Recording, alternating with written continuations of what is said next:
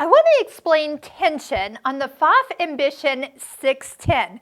So the dial that we have right up here, this is guided by our information we see on the screen. If you touch the I button, that will bring up the recommended tension number for that particular stitch.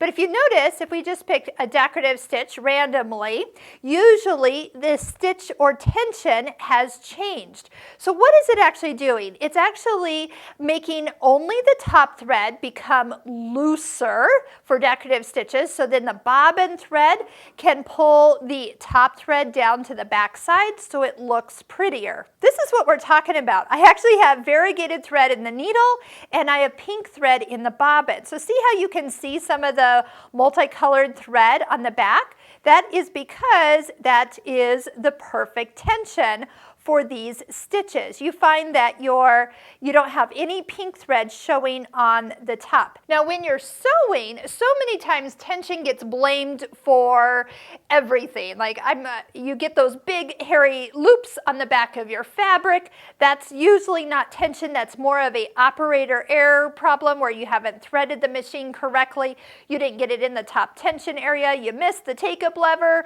you haven't cleaned the machine for a while. There's so many things that can contribute to issues with the machine.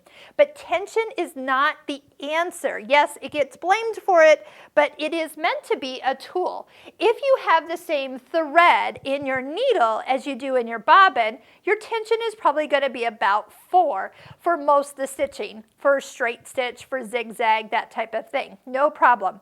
Tension is adjusted when you have a different weight of thread in your needle than what you have in your bobbin. And we get into that a lot with our Pfaff Stitching Cosmos online course because we use so many decorative threads and decorative stitches, and we're always adjusting your tension. But if you want to learn more about your machine, check out the YouTube videos that we have linked to below that you can check out for free and see if that course is right for you. We get into every corner of this machine. But you really start to realize tension is an easy to understand tool, but not just something that you just jump to conclusions with that it needs to be adjusted. But since this machine tells you right on screen what your tension should be, you should always be guided by the stitch you pick. Make sure you look at the foot it recommends, whether the IDT is engaged, and what the tension should be set at. And you should be good to go. If you use good quality thread, you change your needle, and you keep your machine cleaned and annually serviced, you really don't have a lot of worries about tension. Just a little note, you don't really have tension that you adjust in your bobbin area. Everything is done from the top.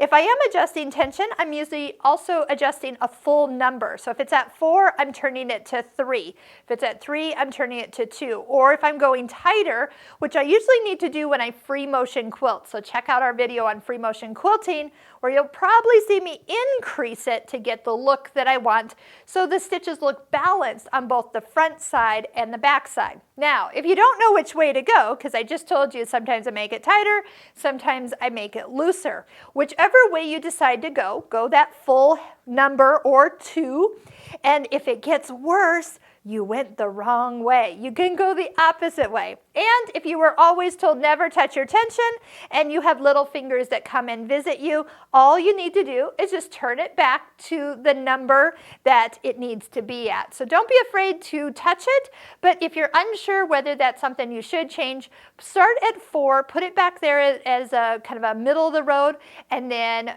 make sure that you've checked all the other things about your machine before you start altering the tension, especially if you have good quality thread and the same thread in both your needle and your bobbin.